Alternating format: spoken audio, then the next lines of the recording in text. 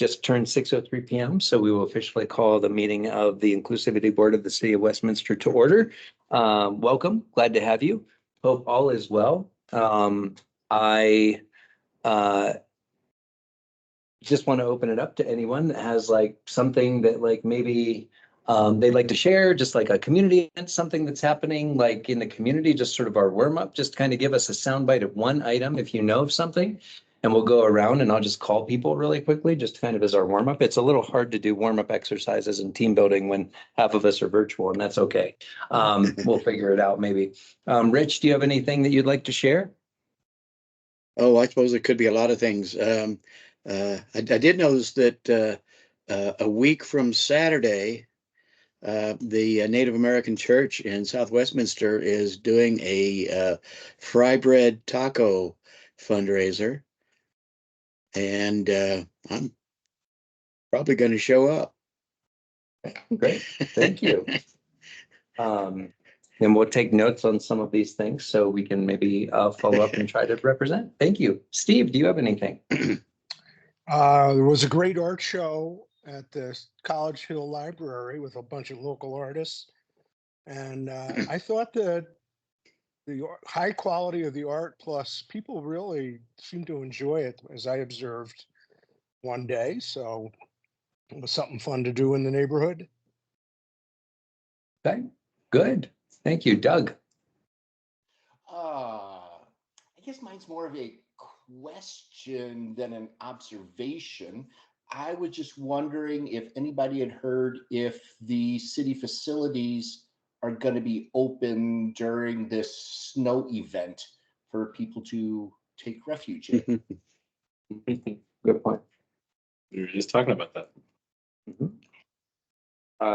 There is a list on the city website that says which city facilities are going to be closed because of the weather. Now, I don't know about them having a separate list of ones that will remain open for people to shelter in, but there is a list of ones that will definitely be closed. And some of those calls will be made this evening overnight. So check tomorrow morning. I'm not sure about for those who are unhoused. I'll see if I can get an answer though. Thanks. Okay, great. Thank you, Doug. Great point. Jillian. Hi, I've recently started a new job working from home, so that has kind of consumed a lot of my day to day. And I know way more about what's going on in Florida because I have a cousin there. So unfortunately, I haven't been very tapped into what's happening locally, other than the moms on my street being like, where are the kids going to go on the snow day? Yeah. Okay. Thank you. All right. We'll let everyone who's getting settled welcome Michelle and Donna, who just jumped on with us. Thank you. Alan. Thanks, Doug, for that. I think we don't know what's really happening, as Kobe said, or Cody. I'm putting your name together. Kobe. The one thing I can report on that, I finished my street outreach today, and the last few weeks I've encountered 60 plus people out there. Today I only encountered 43, and I don't know whether some people are already getting sheltered. I know that the navigators are getting motel vouchers out there. And some of the people were trying to feverishly recharge their phones so they could get in contact with the navigators. Yeah.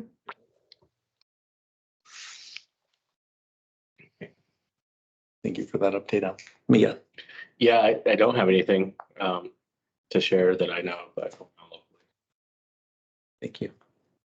Seth. I got nothing. Okay. Those of you that came on a little bit later, welcome.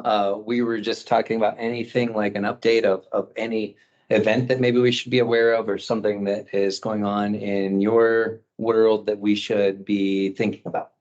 So Michelle, do you have anything? Welcome.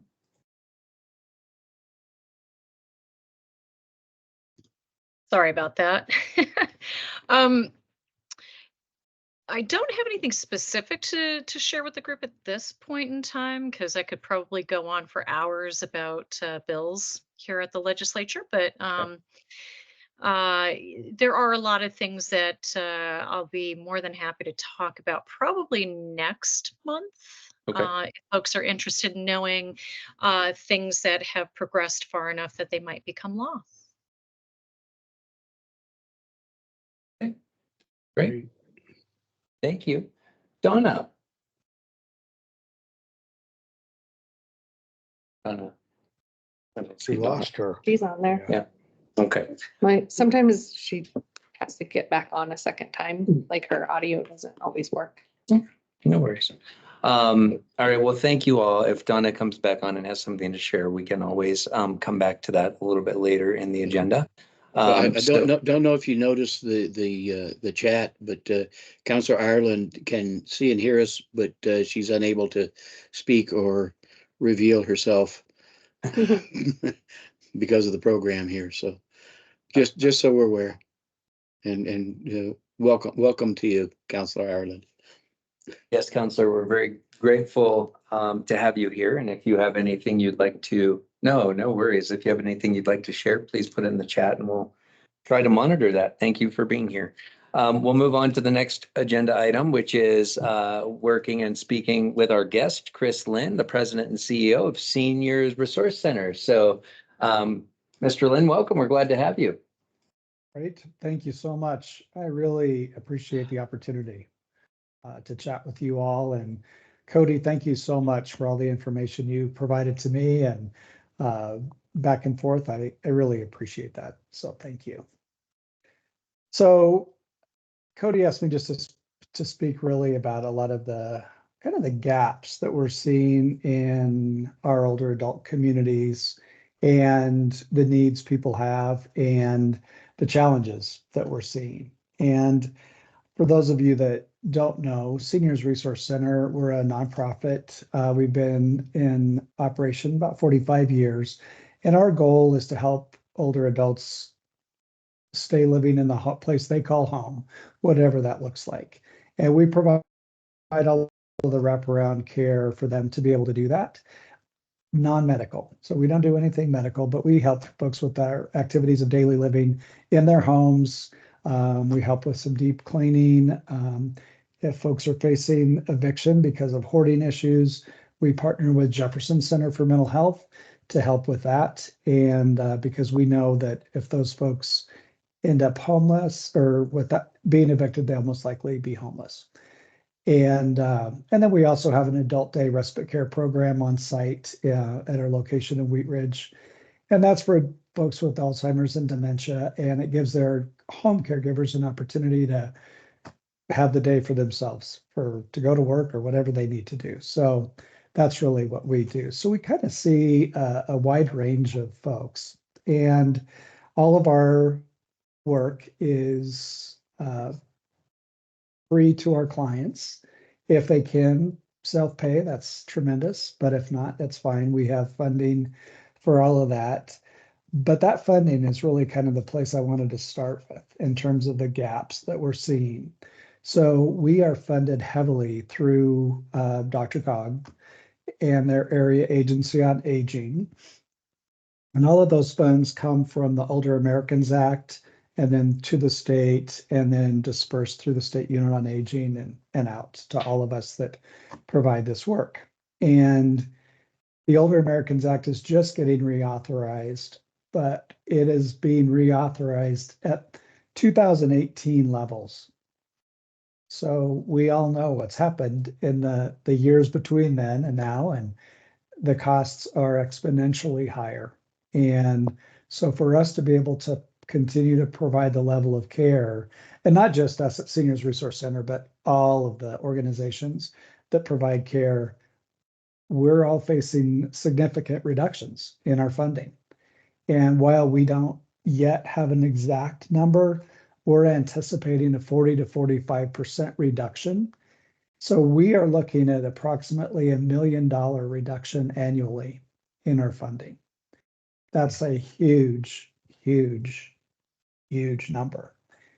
And so for us to continue to care for the amount of people that we do, which we as an organization care for about 3,500 people annually, we're really having to look differently in how we're able to provide services. So I also work with a lot of different organizations and groups and talk about older adults and the issues surrounding their needs. And one of them is the Colorado Center on Aging, which is a group that used to be known as Senior Lobby. Wanted to take lobby out of the name because that had such a bad connotation. Dave, nice to see you. But we work on a lot of legislation and put forward bills that in support or not support bills that impact older adults in our communities. And right now, we just put forward a bill and really we're pushing on that and requesting $5 million from the state to go to the AAA to help with this funding gap. And unfortunately, it didn't get moved forward. It also didn't get put into the long bill. So it really went nowhere. And what we're seeing is older adult issues and concerns are not of big importance to our governor. And so we're not getting a lot of traction there. So, and I don't want that to be a political discussion, but it's just the fact of what we're looking at. And that's really where we're seeing a lot of our hesitation in additional funding. So governmental funding, that's what I'm talking about. We also, in other organizations, we get a lot of funding from foundations, other grant opportunities, individual donors, things like that. And we're seeing a switch in a lot of foundation outlooks and what they want to fund and what they don't want to fund. And for most, aging is not sexy, and they have reduced a lot of funding for aging services as well. So all of that to say the big gap is really funding and how we continue to care for people. But in a lot of conversations I'm having, there are three main issues that people are facing challenges with: transportation, housing, and food. And we know food insecurity in the older adult communities is growing rapidly. And I'll just give the example when the pandemic began and we had to close our adult day program, couldn't have anyone there because we feed them breakfast and lunch and every day that they're there. We learned within a week that there was already someone who hadn't eaten for 2 days. So we realized quickly that we had to change our operation, even though we couldn't have people in our site. So we quickly developed a program where we prepared frozen and fresh frozen meals and delivered those to folks so they had food. So it's an ever-growing problem. And there was a group of us that convened in early spring in Wheat Ridge, and in combination with a lot of the Parks and Rec folks from other areas around us. And we had an event for an evening, invited people to come in, and we asked them specific questions about their transportation needs, about their housing needs, about their food needs. And people really shared very clearly with us what was going well, what they were having challenges with. And we asked, what kind of solutions do you have? What kind of things can you offer up to us that you think would be helpful? People were great about sharing that information. But what we really came away with was transportation and housing are such huge, huge issues that this group specifically, we don't feel like we can really make much ground with that. But with food, we can. We think we have an opportunity to do something there. So just yesterday, we had an opportunity to meet with some new people that work with Volunteers of America.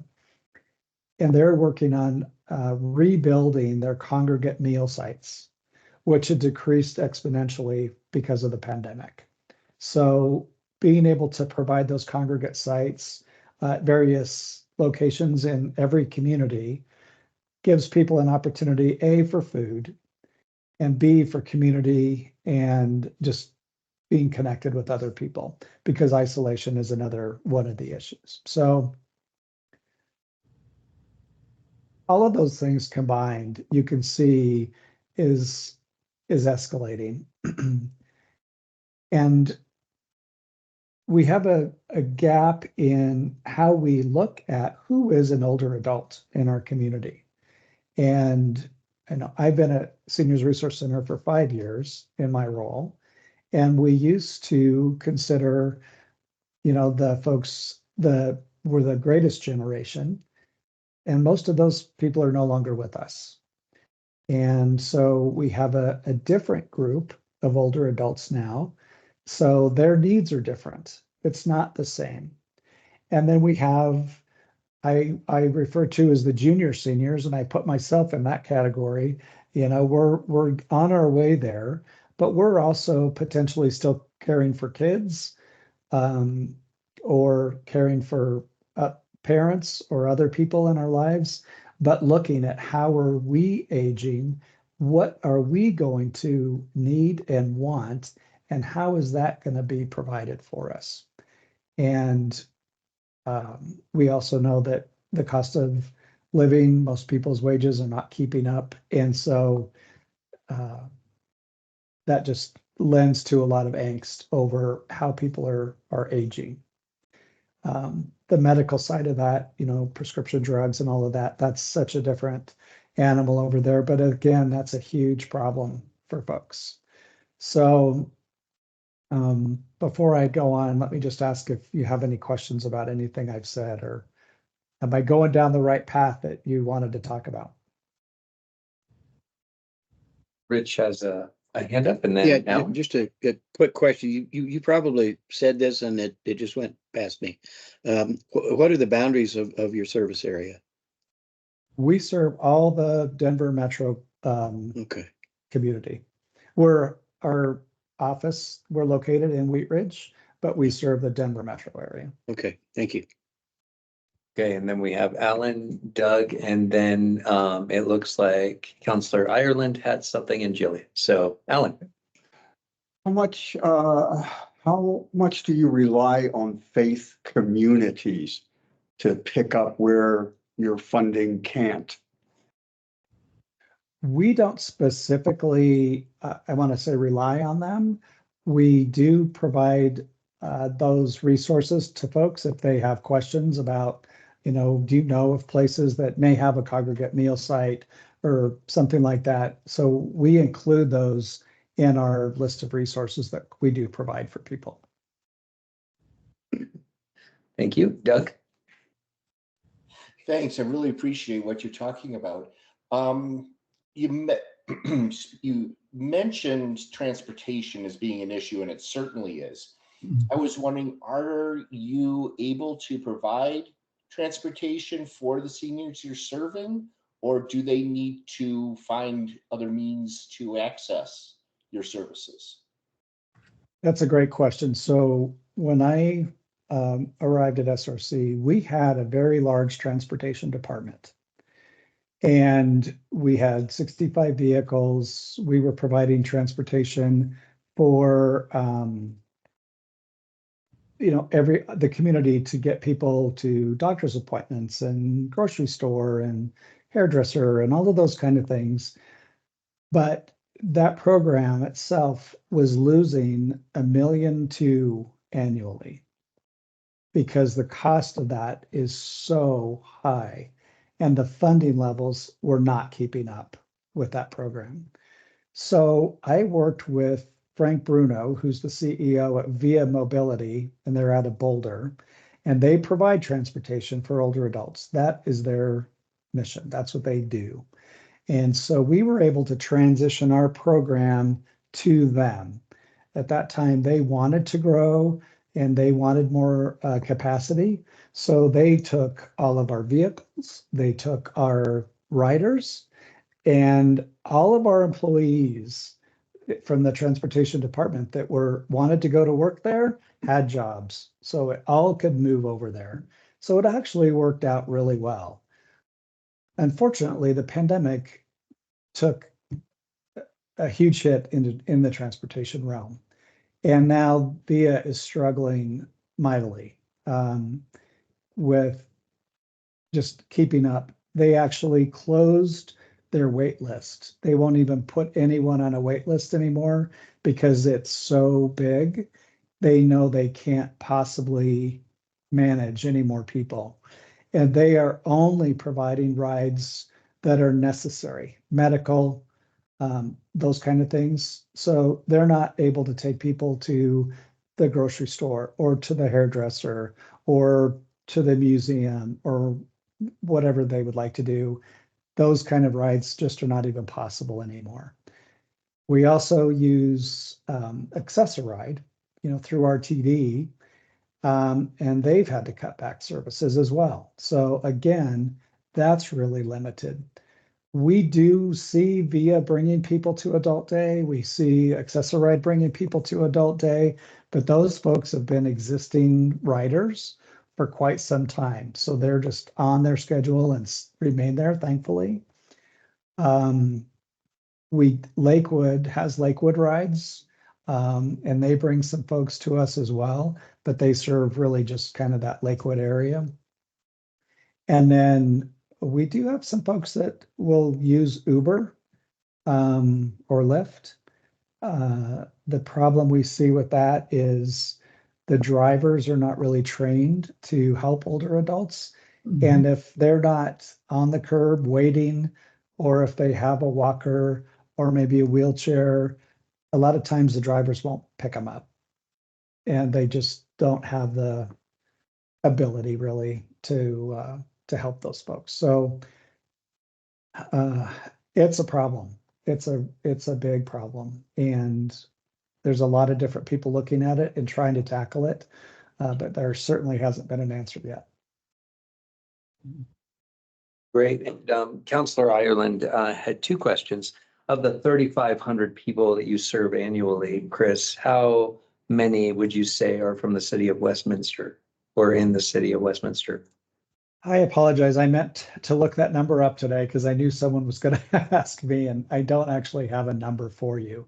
I know we do a fair amount in Westminster.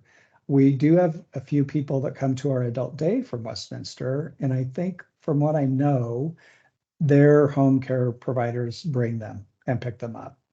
But I think our in-home care there, I'm going to guess, but I think we're probably around 50 people, maybe more, but that's a guess. So I can get back to you with that information and give you a better number. I'm sorry, I don't have it. No, that's great. And then a follow-up question, is your organization on Just Serve website? Like, is your organization on Just Serve, or I guess, what types of resource websites or outreach pieces do you have for your organization?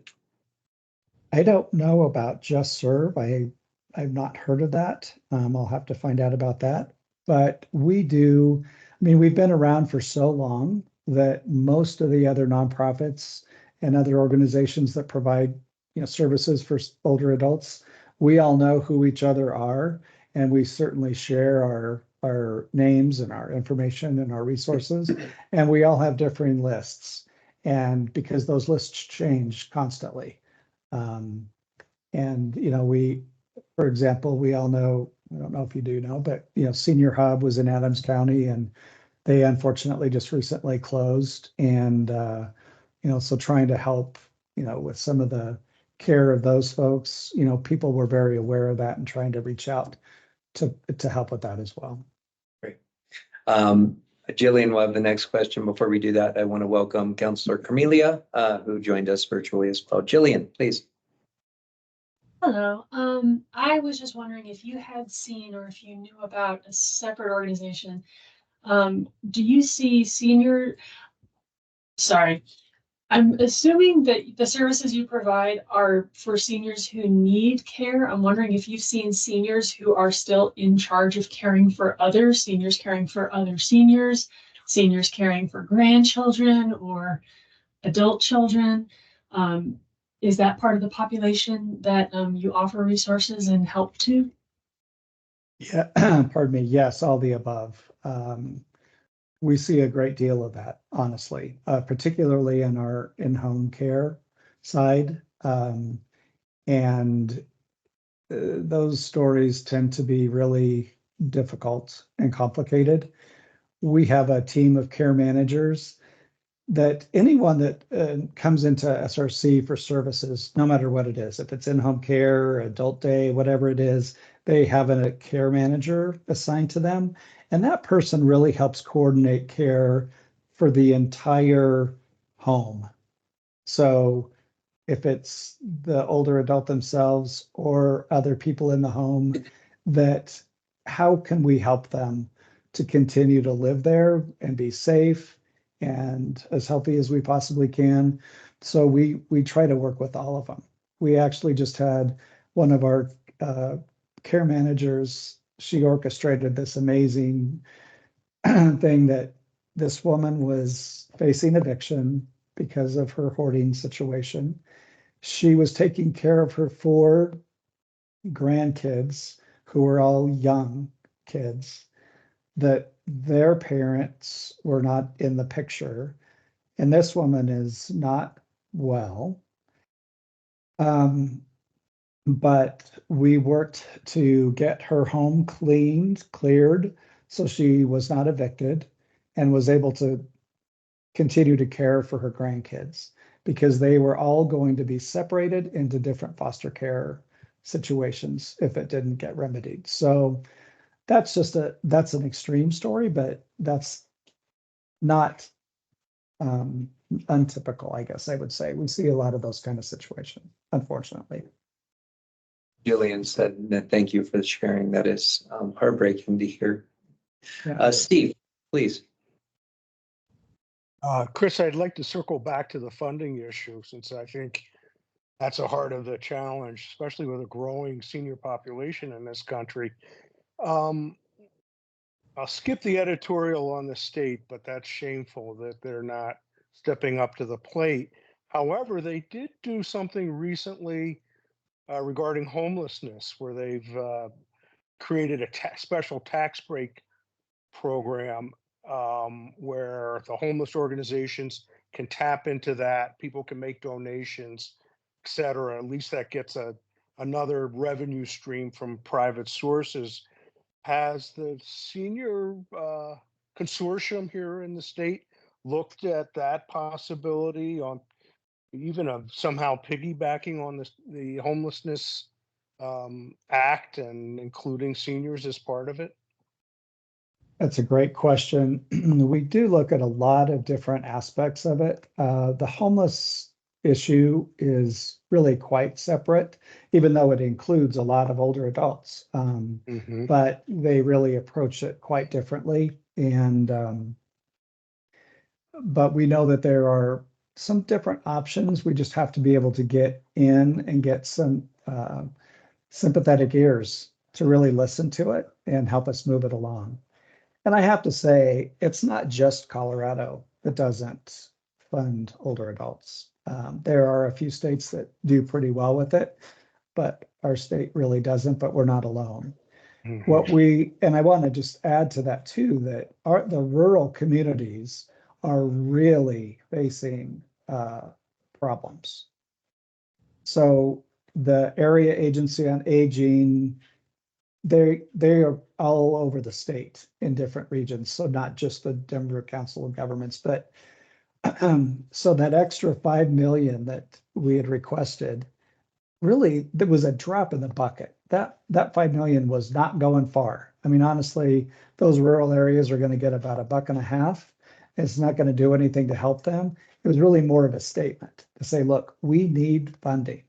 It was a placeholder to say, okay, thank you, but now we need more. We need to move this forward. So for us to not get anything at all was it's very telling, but I'm really concerned what's going to happen in the rural areas. At least in the metro community, we can share resources, we can collaborate and try to continue to provide a continuous level of service. Doug. As long as we're circling, I wanted to make a circle of my own. Back to transportation, and based on, Chris, what you said, kind of aiming this at our council people, could we make part of the budget coupons or something like that for underserved to get transportation to services like these? So it's a great question, and it's actually something that will be on our strat plan conversation. So last year, and I think it's that same Via Mobile, is we were doing some funding towards that, and the amount of money that we were putting out towards what we got out of it, because it wasn't getting used, was my understanding. So it did get pulled out of the budget last year, but there was a lot of conversation around whether or not that was the right move. Because it wasn't so much that we didn't care about the issue. We just were like, is this the best bang for our buck? If we're willing to put money into it, are there other services? So there was a lot of talk about what Uber does, what RTD does. And so the ask leaving the budget conversation last year was to kind of reimagine it and then bring it back again this year. So I know that that's an area that specifically Mayor Pro Tem Nurmela really was adamant about talking about. I certainly am sensitive to it as well. And I think you all probably know, I think I shared that I used to be on the board of Senior Resource before I was elected, and I stepped down because I was being a bad board member after I took this role on. So I think there's room for it. I don't know exactly what staff will bring back, but it wasn't asked. So I anticipate that there'll probably be some options that they give us. But I guess the other thing that I would say from my perspective of it is, and this was something I pushed in the budget, that I really wanted to make sure we talked to our partners. And honestly, Chris, I didn't realize that the transportation piece went away. That's how disconnected I guess I am from what you all have been doing since the pandemic. But, making sure that we talk to our partners, whoever they are at this point that are in that realm, and making sure that we, take those dollars to stretch them as far as possible to best, be utilized for the seniors here in the city. So that's kind of a long answer, but I mean, that's where the conversation is. And I just share that also that, that is definitely a topic that will be addressed in our strategic planning. So if you have any thoughts of it, or Chris, or if you have any thoughts of it prior to it, we do strategic planning in April. So please share those with me or the other council members so that we can make them part of our conversation. Right. Doug, does that help address your question? Thank you. Chris, I have a couple of questions because you've identified transportation, housing, and food as the three big issues that your organization, and frankly, that's a running theme throughout our community. Yep. So I guess there are a few questions. One, what is the city doing that you feel, what resources do you feel you might need more of besides funding?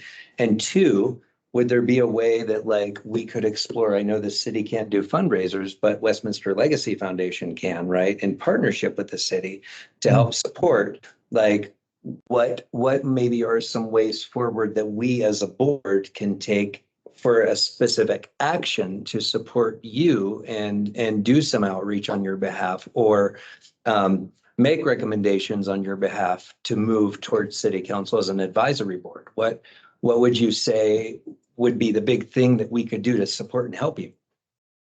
Thank you for that question. I really appreciate it. Honestly, I think in all communities, there's something that I want to say it's a simple thing that would really be helpful, but it may not be that simple. but it's actually encouraging people to be neighborly and understanding who are your neighbors. And getting people to understand who are the older adults that live in your neighborhood. Do you know them? Do you really know them? Do they know you? And would they actually be comfortable calling you to say, hey, I need some help. Can you help me with whatever it is? And getting back to that neighborly aspect, I think is huge. We've done a great job over the last several years training our older adults to be afraid of everything because it's going to be a scam. People are trying to steal from you, and that's no lie, but it's put such a fear into people that they don't want to talk to anyone. So if people have an opportunity to really know their neighbors and feel comfortable and just give the older adult an opportunity to know who you are as a neighbor, but give them an opportunity to teach you who they are. What's their life been about? Who are they? And build that trust so they're able to count on some neighbors for assistance. I think that would be huge. I think that if communities like Westminster, others can really start to work on that messaging, it would help everyone, not just the older adults, but it would be so incredibly amazing to see that because people want to help other people. They really do. And they just need an invitation to do that. Chris, So do you have, oh, I'm sorry. No, go ahead. I was just going to ask, do you have literature or like a campaign or some sort of outreach that your organization already has put together? Or is that something that maybe members of this board could help support your organization with? That would be phenomenal. Yeah, we don't have anything put together. I mean, we all talk about it when we have an opportunity like this to present to other people and put it out there. We talk about it quite a bit, but we haven't had the ability to put anything together. So that would be really great to have that kind of assistance. And then to your question about the foundation, honestly, if there is any way that the foundation would feel it appropriate to fund even just a general support of the organization would be phenomenal. I think we're finally kind of seeing people move away from the concept with nonprofits that, all the money has to go to the mission. Well, it's all the mission, you got to have the lights on and you have to pay your staff and you have overhead, and that's all part of the mission. It is about providing those services. So that type of general support is incredibly helpful in any amount. Thank you. Donna and then Rich. Donna, please. Make sure. I think I'm muted. I want to piggyback a bit on what Chris said here. I live in a retirement community. I live at Covenant, over 22nd and Yard. And when I moved, I believe it is years, we had people coming in from the road and coming in and doing that sort of thing. We had plain handled, and after COVID is impossible, not going at all. So kind of answer to you, yes, and then to maybe be some of these retirement communities that we Donna, I'm sorry to interrupt. You're cutting in and out, and it's I hard. am? Yeah, I'm so sorry. I don't want to interrupt, but it's hard to understand maybe the context. So I don't know if what I need to do is my microphone is on. I think you're on twice, so I'm going to remove one of you. Oh, yeah, there we go. Yeah. There was a problem earlier.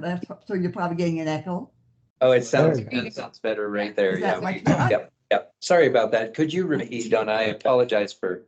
Good job, It's my Cody. backup. You should have seen me today. Well, I had to go off and come back on again because something happened on this end. Anyway, just real quickly, I'll repeat, but not completely.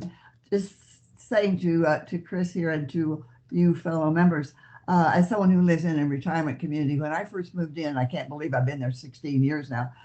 We had a lot of people who from the neighborhood and around who would come in and offer to do things for us, even though, we are kind of self-contained. So just the thought that maybe we could work through this agency and even through our board to get the word out to people, I think would be great. I know that we certainly have residents who would appreciate any kind of support. And the area of transportation is really important. We have a lot of residents anymore that don't drive, that did when they came in, and finding transportation to, like you say, to doctor's appointments and those kinds of important things is a real important situation for us. Thank you. Thank you, Donna. Appreciate that. Rich? You create your comments about community. It reminded me that we actually had a conversation last month or the month before about building community in our city. Recognizing that community is more than existing within a geographic space. It's about human connections, and I'm wondering if that may be something that we need to keep on our agenda to remind us to have that discussion. And maybe think of ways that this group can encourage building community.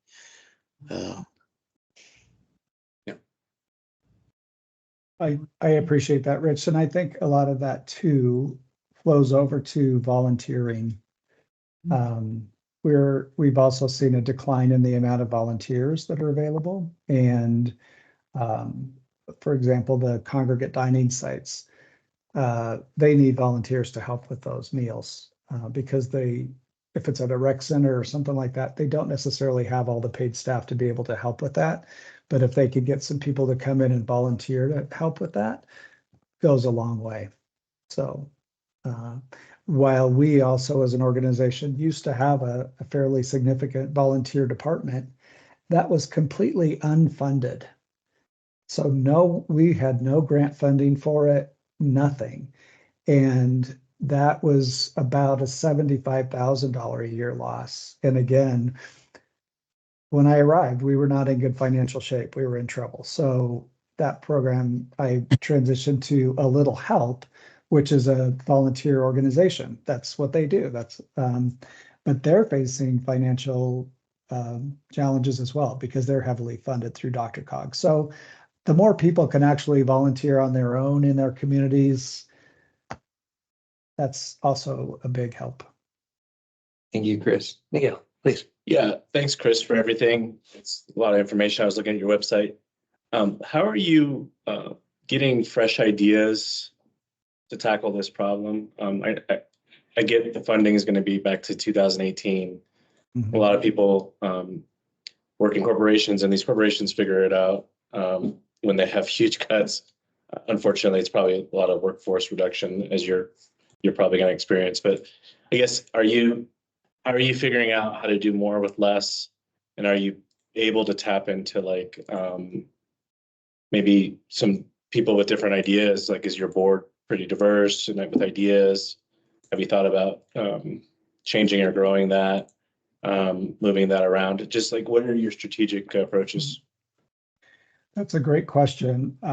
So yeah, I would be happy to talk to you about being on our board. We actually, we do have a good board. It's small, and we are looking for people to join us. And I really would like people from the community who have various backgrounds to be able to have us look at this a little differently. I came into my role, I had been in the residential real estate field for 20 some years. And so I came into this with a different outlook about organizations and nonprofit, and I was able to make some changes and do some things differently. And that's really what we need now on our board. We need some help with that, and how we can look at things a little differently. And also, how can we approach organizations, large organizations in our communities to help us with our funding? And one of our ideas is we know that people that are caring for an older adult at home, not dissimilar to taking care of kids, if they still need to go to work, they're not fully present at work because they're concerned about whoever it is they're taking care of at home.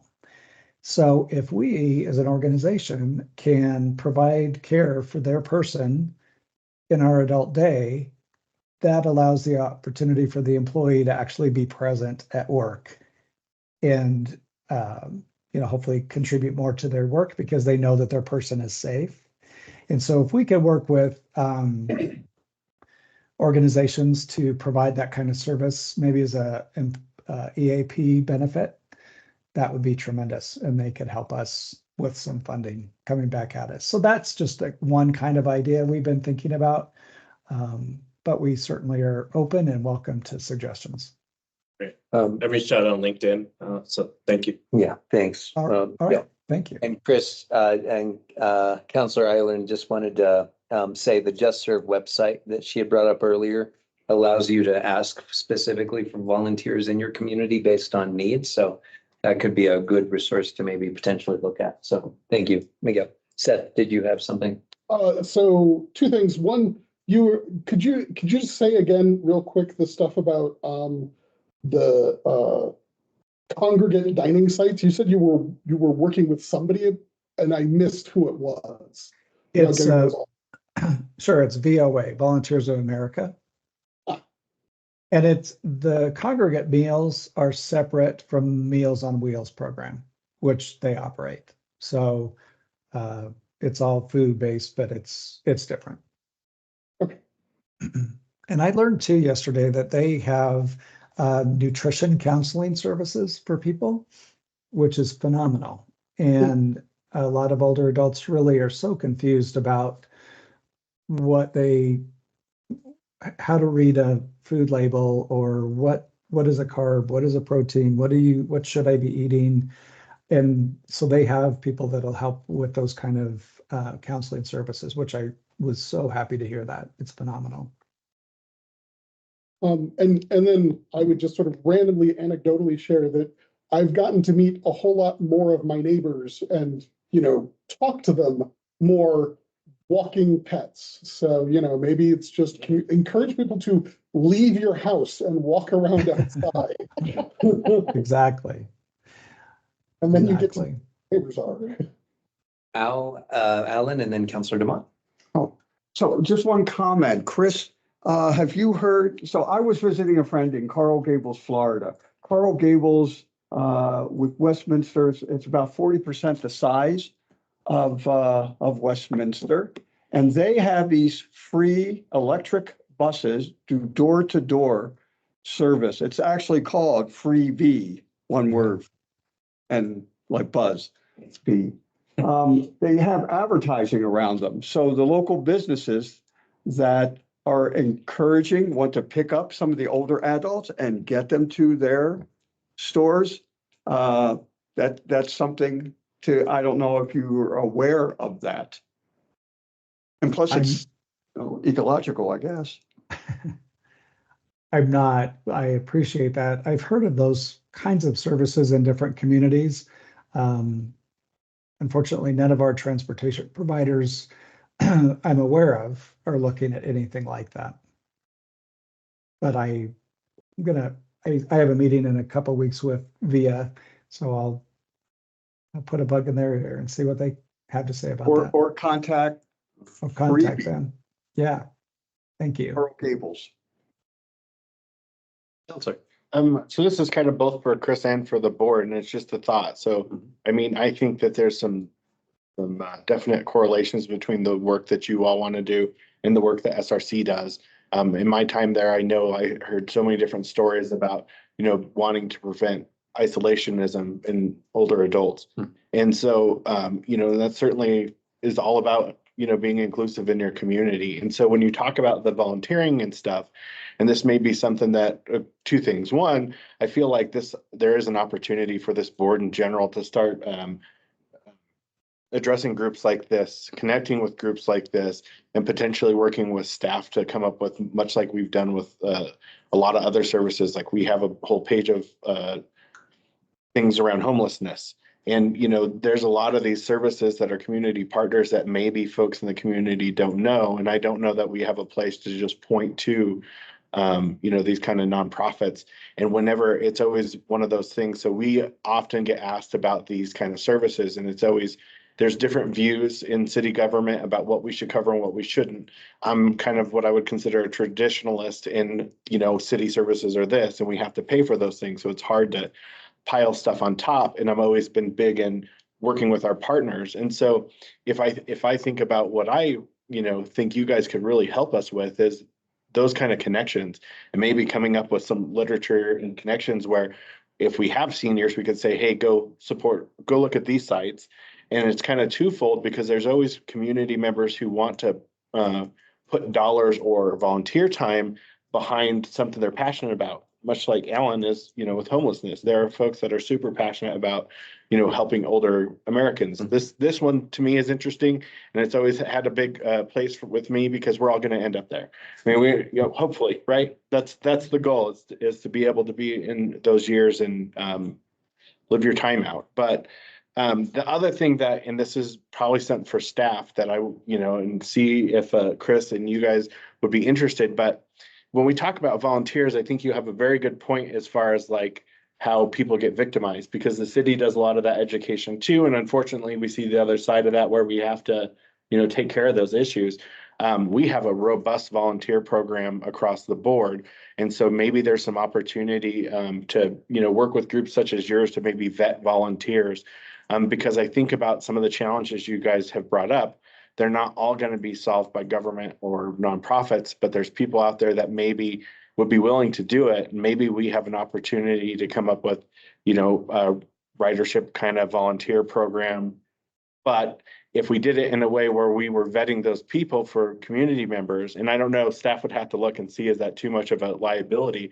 But I mean, we do it for our own. So to me, it would be something we should at least evaluate. I certainly, you know, coming away from this conversation, it's something I'm going to bring up with our strat planning, because for me, it's always it's easy to demonize when somebody says no to something that you don't care. It's just like, how do we actually solve it? And I mean, for me, this is an important thing. All these topics are important across the board. So, you know, I think it's one of the themes I've heard from this group, and even at SRC. How do we rethink these problems to realize the problem and pass it? So, just some food for thought. And I think there are things that, you know, like Cody, maybe we could like ask probably the attorney's office in the PD, like, what would that look like? And then the last part of that there already are some services that may make, you know, as we look at like what some sort of flyer would be. I don't know, Chris, if you're familiar, we have like a Snowbusters program that's not necessarily just seniors, but people who can't go do their own snow. That seems like maybe something that there's some crossover. So if you have residents in Westminster, you could say, here's some services that, you know, your local city provides. We have a lawn mowing program through the PD that's the same kind of thing, and they work with youth. And I didn't realize this, the mayor was just sharing this. She and I met a Boy Scout this last week that was coming here to get their badge. So they spoke with us for a while, but she was sharing that one of the programs is they like will mow the lawn, and we provide the hardware for them to do that. And if they do it for a certain amount of time, they get to keep that hardware, and they can like start their own lawn mowing business. So there's a lot of those kind of different opportunities that probably have some crossover to help both your clients and just kind of continue that conversation, because those connections are huge. And I think it helps our community, but also in my mind helps groups like SRC thrive, because at the end of the day, you know, we do have to rethink kind of those funding mechanisms and how we traditionally look at those. The world has changed so much in the last 5 years on the nonprofits, you know, so just some different things that I'm thinking through that I think that we could probably work together with groups like SRC. And there's probably some other ones, you know, that make a lot of sense, probably in homelessness. And, you know, I know there's some other ones that we already work closely with, like CASAs and Ralston House and stuff like that. So, yeah. Thank you. So that's my soapbox for the night. Thank you, Counselor. Michelle and then Donna. Michelle, please. Hi, good evening, everybody. Chris, I looked up the bill that you were talking about. I believe it's Senate Bill 40. Correct. Is that correct? Yes. So I noticed that it's not dead officially. It is stuck waiting for its day in appropriations. Is there, I mean, I'm assuming that there have been conversations behind the scenes telling you that it's not going to move forward. Is there still a chance for support, possibly even coming from the city in the form of a letter of support for what you do? I mean, are there any ways that we can try to help you to revive the bill essentially, or at least give it a day in appropriations where it can have a fighting chance? That would be amazing. And honestly, if you had have relationships with people in the joint budget committee and have that conversation with them, that would be incredibly helpful. Yeah, I Can we believe the get that chair. bill number again? And It's if we, Senate Bill. If you're looking it up, it would be SB 24-040. And you know, and actually the House District Representative for Westminster happens to be the chair of the Joint Budget Committee. now that we have that, Michelle, I'm gonna ask that if Cody, if you'd reach out to Amy and ask her if she could update us on it. So I'll have our lobbyists look at it and see if there's something that we could do from our end. I would obviously I'll have to get them to give information back to council, but we should be able to do that in short time and see if it's something that the council would support, at least asking them to look at. But I mean, that's what the city could do from our end. That would be phenomenal. It really would. I think your voices will go a long way there. So thank you so much for bringing that up. Thanks, Michelle. Appreciate that. Thank you, Counselor. Donna. I just want to go back for a couple of minutes to some of the comments that Councilor DeMott made. In the community where I live, which is 65 and older, we in the last couple of years have had some younger people coming in as opposed to some of us that have been around for a while. And your point was well taken about some of them being able to go out and volunteer too. A number of them are retired teachers that are used to doing that sort of thing. So I'm thinking about how we could get the word out to retirement communities like that, because I'm sure that in all of them, there are some. And just the other day, I had a conversation with someone who had moved in recently, and they understand that we are, not for profit, and that we do get some breaks and so forth with regard to things from the city. And this one person said, how can we as a community pay back? And so if that's the kind of thing that we're looking for, let's look into how we might be able to use some of those folks that live in communities like I'm in, who still want to be an active part of what's going on around, not necessarily take, but give back. Donna, that's something that we talk about quite a bit, is allowing the older adults to have the opportunity to volunteer and give back because they want to. So it's not just a one-way, one direction here. So in helping them to be involved in activities and ways they can help is huge. And that inclusive piece really helps their longevity as well. So Chris, would we just contact someone from our community, contact you directly? Is that, or your organization directly, or what process would we go through if we've got people that want to do that? Well, the volunteer piece is hard because we don't have the capacity to manage a volunteer department. I would like David mentioned about the volunteers through the city, and I think possibly how the city could utilize that would be great. Thank you.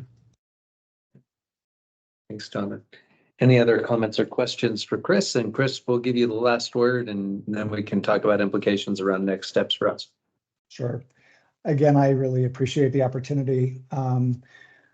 One statistic that I want to leave you with is we are now in the place that there are more people age 65 and older than there are under 18 in our state.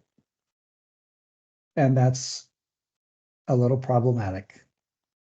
given that the funding issues are such that older adults are not considered for funding. But also in terms of looking at the workforce, we're going to have a problem with that as well. But it's the first time in history that there are more people over 65 than under 18. So that just shows the importance of how we're addressing our older adults today, but down the road as well.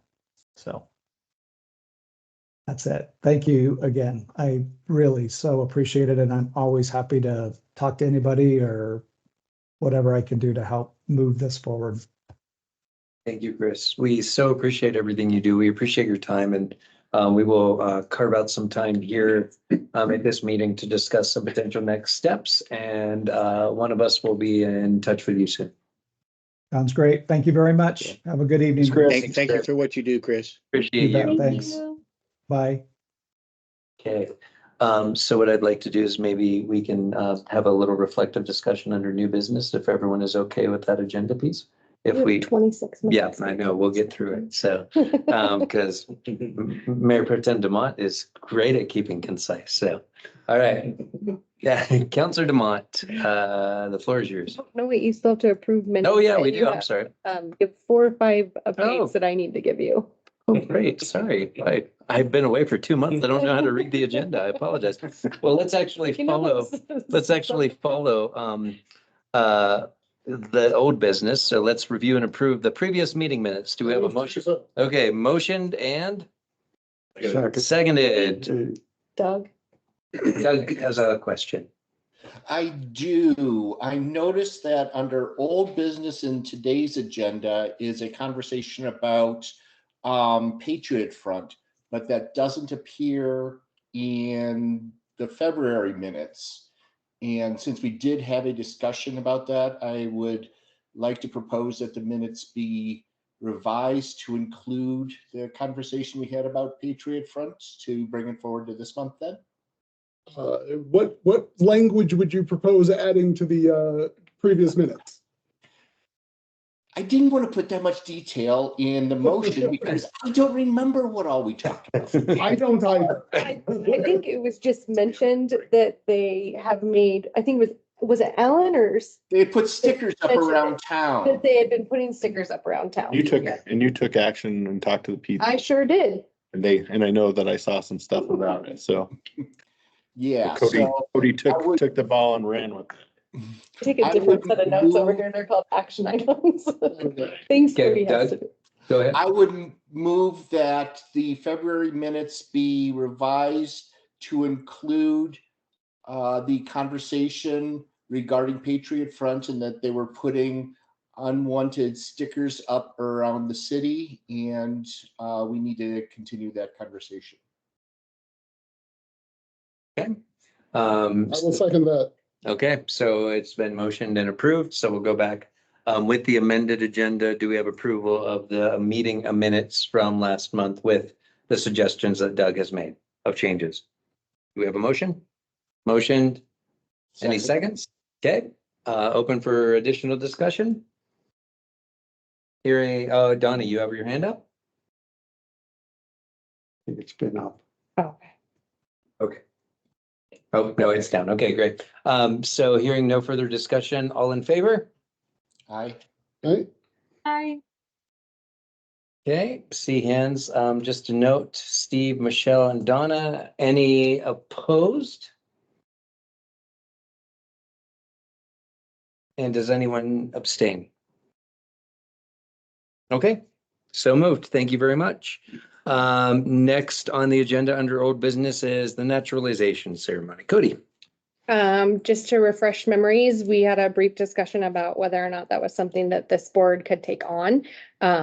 We won't be the libraries, and that was a January to February discussion.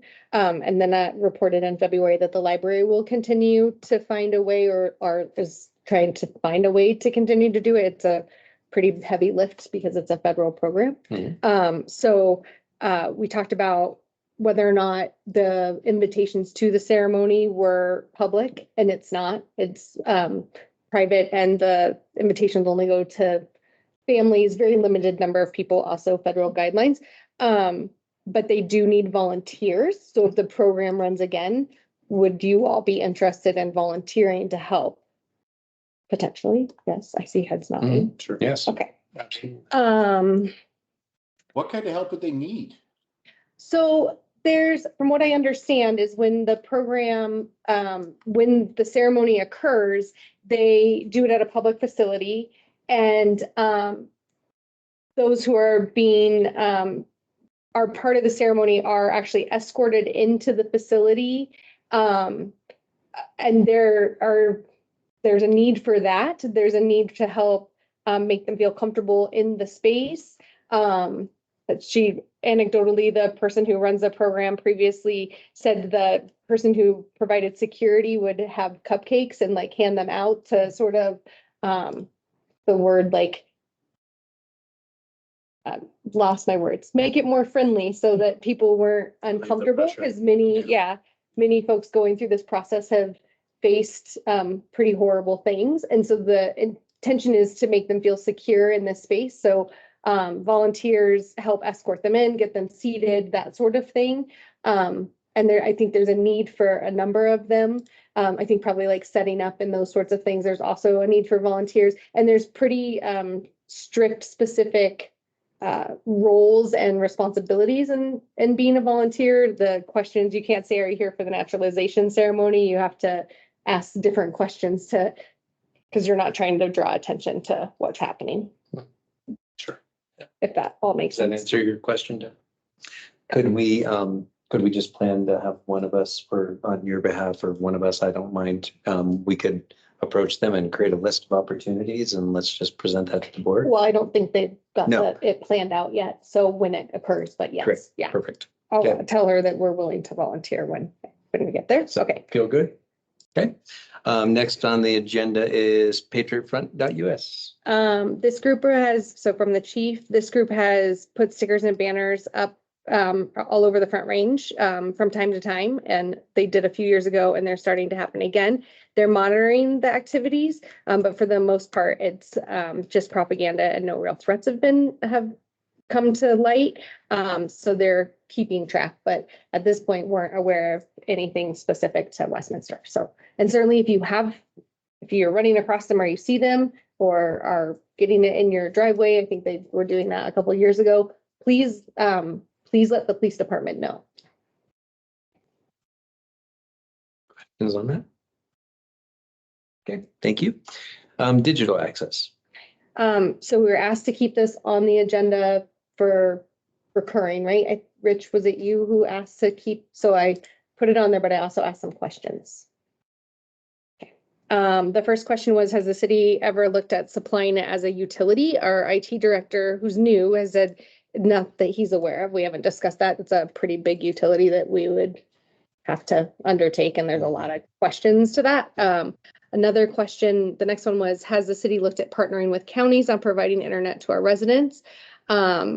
The IT told me that all of the big three, Verizon, AT&T, and T-Mobile, have a presence in the city, and they provide home internet by leveraging their cellular network. The service is more limited than Comcast, but they're also offering it through these other services. There's not a county program that we're aware of that's doing it to partner with, so it's going straight to the providers. In addition to these AIM providers, operators like Google, Mint, FI, Boost, Xfinity are also providing services in the city. So cellular, which helps with at least the digital connection piece. We asked if there was any update on Google Fiber, which is coming to the city. Intrepid Fiber Networks and Google Fiber have both signed agreements with the city to build their fiber network here. One other fiber network has shown interest in building their fiber network as well, but they haven't signed any agreements. These agreements do not give the city authority to tell them where to build their network. However, the agreement does authorize the city to dictate the build area for each permit, typically one neighborhood per permit, and the communication expectation to the public prior to starting their work. Google and Intrepid have submitted internet right-of-way permits. for the areas where they'll first be building. So they're expecting construction and those notifications starting in early summer of this year. Somebody asked if Comcast and Xfinity still offers discounts, and they do. We have a webpage that's called Westy Live Better. If you just put it in the search bar, it'll come up. And there's a number of assistance programs, and we link in there to Xfinity and Comcast's current program. Sure. That's all I got. Okay. Questions or points that does that feel good for where we are? Do we have a next step? We do not. I'll keep it on the agenda if, Okay. and we can keep talking about it. If there's questions that come up, I'm happy to ask on your behalf. I don't know this at all, so I have to ask others. Yeah. Yes, sir. You may want the IT director to look further back, because we did look at that. We did. In 2018, when I very first got on council, Okay. we had a big discussion about whether or not that's something we wanted to look at. And that was when Mr. Putney was still here. So Okay. there was actually a pretty robust conversation about it. Between them and there. Okay, I can ask for that. To age myself here, but Yeah, I don't want to get lost in like having all of this information and not doing anything about it. So to your point, Rich, I think we do need to come up with some action plans that we can all get behind and maybe look at that as we move forward. Okay, and we can maybe circle around that and maybe think about how we could do that and bring some recommendations to the board or present them here, Rich, if that's okay with you. Yes. Yeah, and there's this is actually on a much more limited basis, but it's related. I went to the Irving Street Library one afternoon as they were closing, and met a student and her mother who live in that part of town, and she was trying to get to the library to do some of her homework and print off something she needed from school, because they didn't have that at home. There is Wi-Fi at the library, of course, but she wasn't able to do it because they were closing. And I know it costs more. I know it's a logistical issue, but I wonder about reviewing library hours for evening and weekend hours when you have students who could use the services. Thank you. Wait, I'm sorry, was that Irving Street? Is that what you said? Irving Street is, yes, yeah. Yeah. Yep.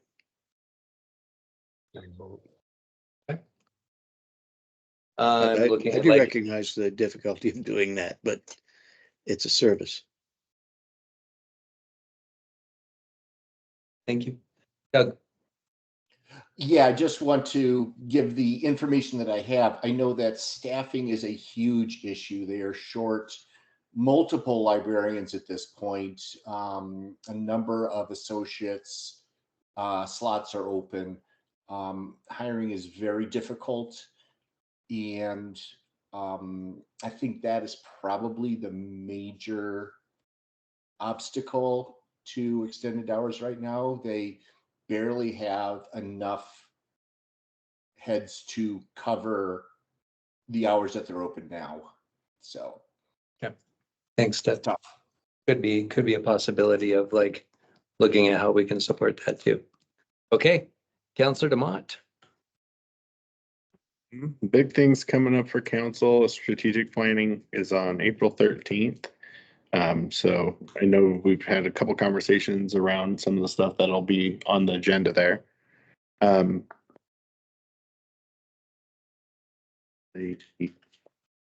think what other big things we had.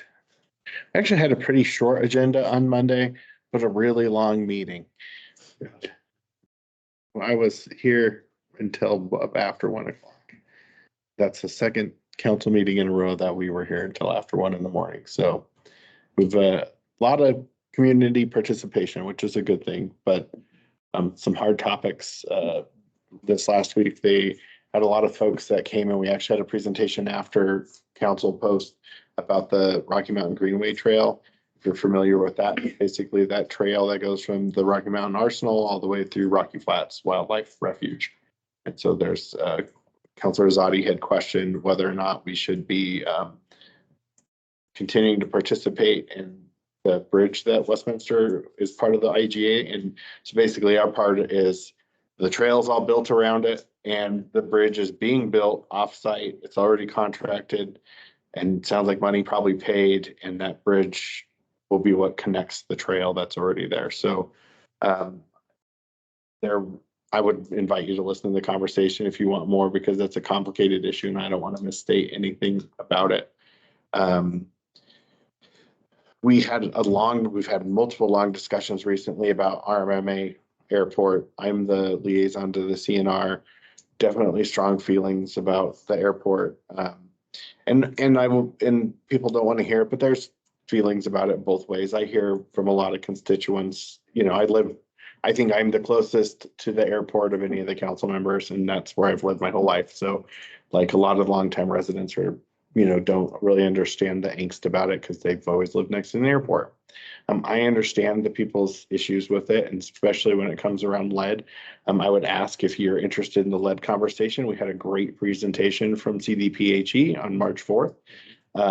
I really appreciate the fact that they brought as many resources as they did to talk to the community about that. So certainly a worthwhile conversation. It's probably about a half an hour, 40-minute presentation. Because the airport brings multiple issues. The lead needs to, in my mind, be separate from the CNR. CNR is about noise, and the CNR is what the FAA has set up for us to be able to speak on that. At the last meeting, which was last Thursday, we finally got presentation from a consultant research project that all of the people in the CNR funded. It's about $60,000 some odd dollars.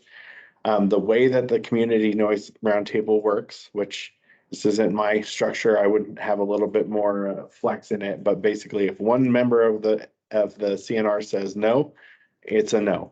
The FAA won't look at it, and that's the way the FAA has it set up. So we got those results back, and they were in with the FAA to look at them. Boulder County asked that we vote because they were going to vote against it, and even if everybody else said yes, which Superior and I want to say Louisville, or maybe it wasn't Superior. It was Louisville and maybe Lafayette. I don't remember off the top of my head who it was, but 3 people voted no. The other people, 1 voted present, 3 people voted yes. And so even though it was a tie, it died because it just takes 1. Shortly after, we learned on Monday that Superior and Boulder County have filed a lawsuit against Jefferson County. Their lawsuit is interesting. They have a list of demands that is everything from landing fees, which have been looked at. I don't know why that's not the right solution, but when they talked about those, that was before I was the liaison, and I don't frankly remember, but some of the demands in there weren't in the lawsuit. The lawsuit basically says that they need to stop the touch and goes, which is the circles they do to train, because there's a lot of training pilots out there. And so we'll see what happens with that. I have no idea. What will happen with that. I also don't know what will happen with the CNR. One of the conversations is, does everybody want to continue? The council hasn't spoke on it yet, but I did ask him and I gave my 2 cents. My 2 cents is, if you're not at the table, you're on the menu, and I don't understand why we wouldn't want to be a part. One of the things that is moving forward is called the Part 150 study. A Part 150 study is very expensive. They've been hesitant to do it, and now they're going to do that. The CNR has some ability to speak in that process. That process is a 2 to 3 year process, but as they evaluate and come up with risk mitigation, it comes potentially along with federal funds to actually mitigate the noise or whatever they find during that study. I certainly would think our community would want us to be able to participate in that and make sure that we can advocate for Westminster. So but I also don't know what the other members are going to do. So, if Westminster's the only one who says, yeah, we want to stay, I don't know what that looks like. So yet to be determined. Those are kind of the big things. I mean, like I said, it's been kind of a light load as far as business items. The big wards, we did have a good conversation around wards, and I know this board has been interested in that. And so we had a presentation from former Jefferson County Clerk Cam Anderson, who now is a consultant. She has a lot of experience in that realm. She was at the county when they did some redrawing of boundaries, and then she also consulted with them this last time around. And so there was conversation just around this is some of the different ways it could look like. She gained some feedback from us and talked about the process. And, kind of just conversation around what's good governance, what are some of the ways it could lay out, how big should it be? Should it be bigger? Nothing I would say is determined at this point. She just was trying to get a feel from council. A lot of different opinions. Some people think that, it should be a very specific way, or like I really want to hear from the community. And that's why the councils before, when we put that on the ballot, if you were listen to those conversations, that was a lot of the reason why we did it that way. We want the community to decide, because even on the council, there were 5 different ways that we thought it should be done. So that conversation will continue. And so she took that feedback. And then I think the next step is they'll start getting into actually, I think she's going to go and draw boundaries some different ways, because there's some legal things that have to be covered, and that will kind of help continue the conversation. And then they'll get into public outreach and stuff, figure out, what kind of community groups that they might need to spin up in order to, work through that process. Keeping in mind, it's really important that we do come up with something the community wants, because the big hurdle for that is still it has to go back out to the voters to be approved, because there's a litany of charter changes that have to happen with whatever is done.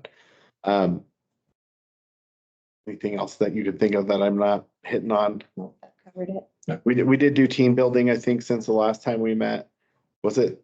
Yeah. So I think that went well. I mean, it's always good, especially when you have new council members, to get to know each other a little bit and just understand how each other work and process data.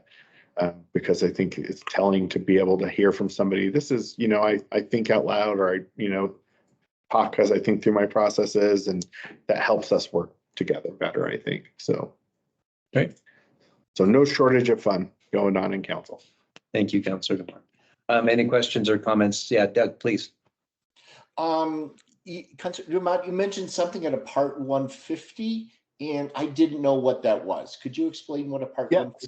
So that is a FAA study that they basically do, and I don't know all the details around it, but it's a big undertaking where the FAA goes through an airport and looks at the airport, and specifically why we're interested is looking at noise issues and how they might mitigate them at the airport.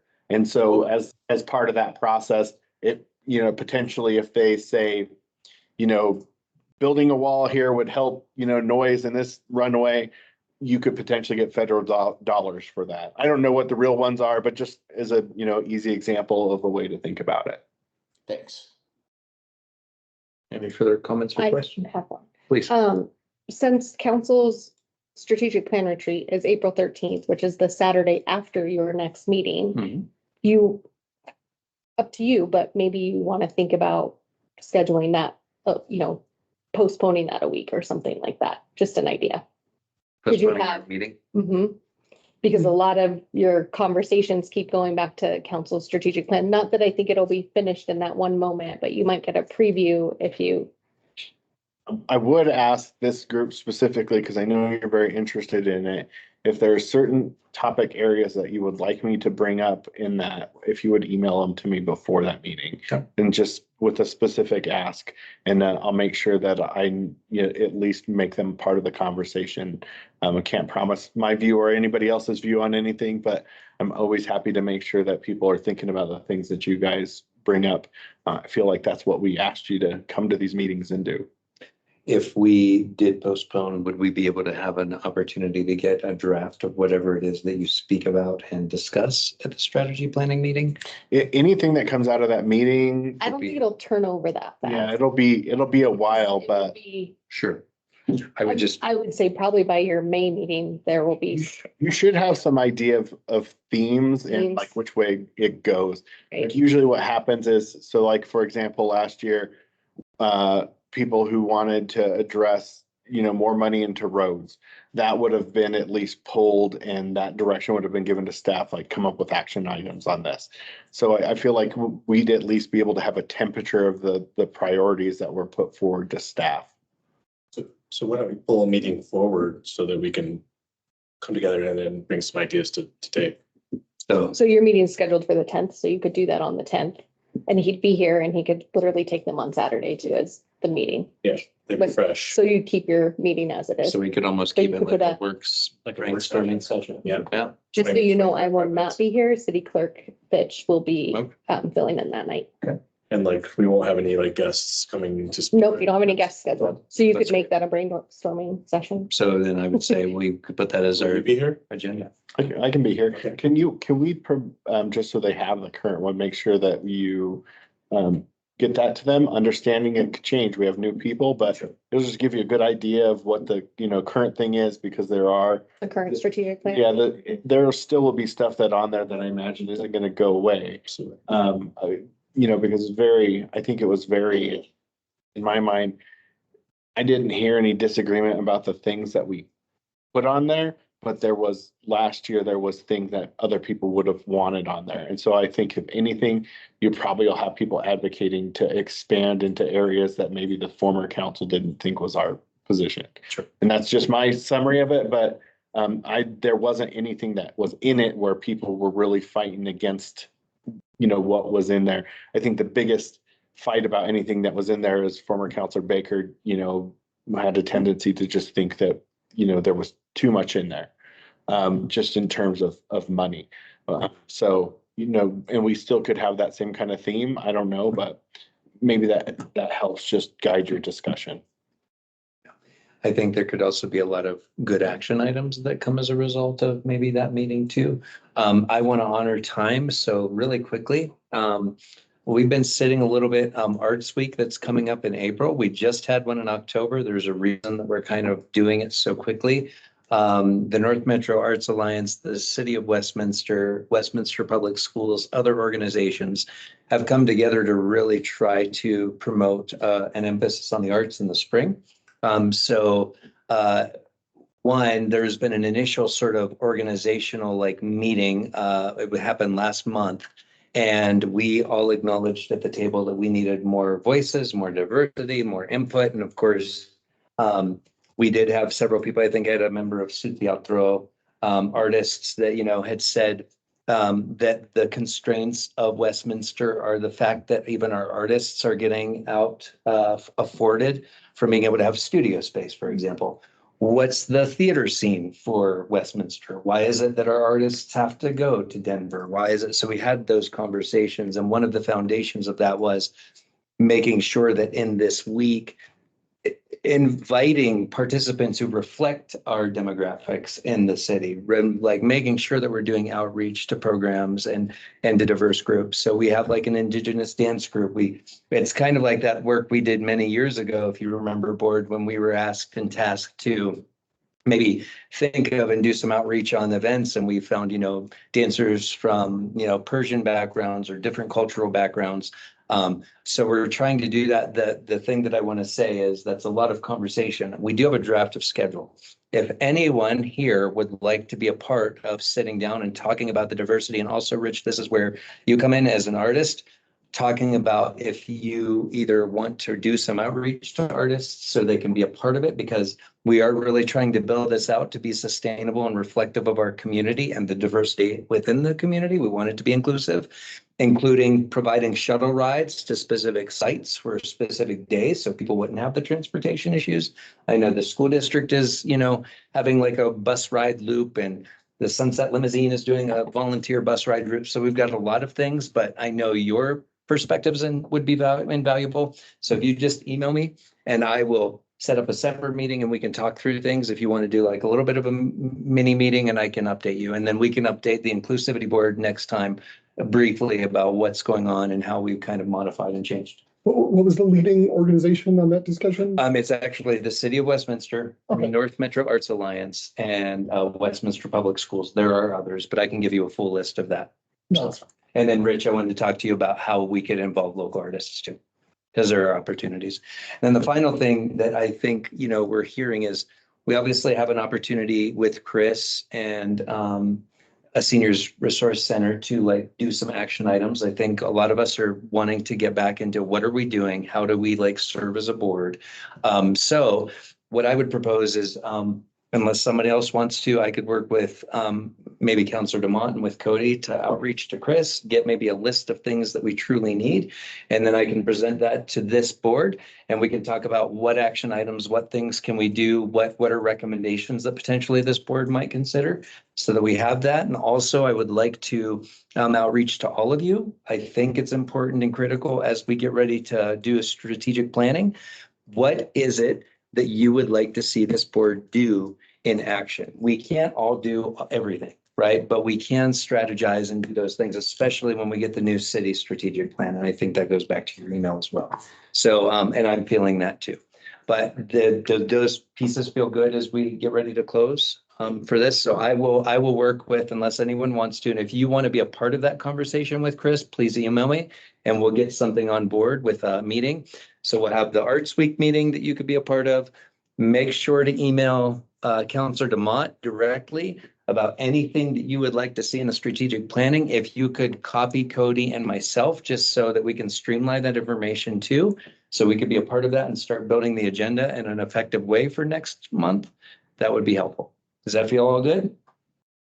Is that, real quick, does that still involve like the ambassador model or revisiting that? I think we have to, yeah, I think we do, because I'd like to really like talk through what does that look like? Because I do think, Michelle had brought that idea up many years ago. Right. And I think that's going to be a way forward as long as we structure it in a way that is meaningful and effective. Okay. Yeah, so I do agree with that. And there's a quick update. You asked about, Doug asked about facilities being open tomorrow, so they'll make the call somewhere around 4 a.m.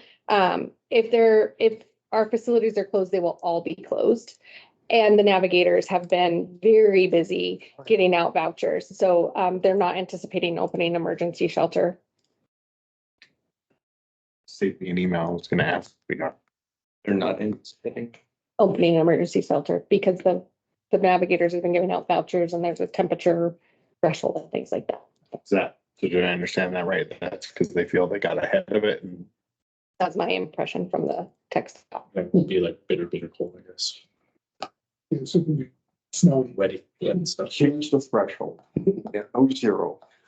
Get it up there. And then Rich, I think to your point too, we can have an action plan around access and internet and like the digital access that you've been talking about. So I think we can start putting that together as part of our strategic plan. It's pretty low. I did make an observation that we have a lot of input. We also want a lot of output because we want to match. We get a lot of input. What can we do with it? And I know everyone has shared that desire. So I think we can do it effectively if we all work together and collaboratively, but we may be working in different pockets. So leveraging our strengths. Cool. All right. Anything else before we officially wrap?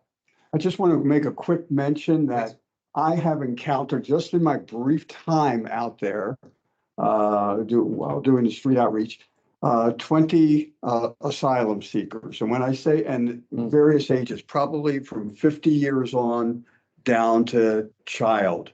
The majority Venezuelan, one Ecuadorian, one Colombian. So, and the city of, or I shouldn't say the city of Boulder, Boulder communities are already looking at what they can do for the influx of asylum seekers. Maybe something we discussed too. Maybe. Thank you. All right, good. Thank you, Alan. Anything else for our greater good before, and we're already a little bit over, but I want to honor your time. Okay, thank you all so much. We will officially adjourn the meeting. Please email me if you are interested in any of the things we talked about. And we'll get you going and I will. Yep, thank you. We'll set up meetings and such. Thank you so much, thank you everybody. all. This was a great Appreciate it. discussion. Thank you. Good night, everybody. Thank you, counselors. Thank Good you. night. Appreciate you. Are you okay with me just adding all that stuff to the minutes? We might want to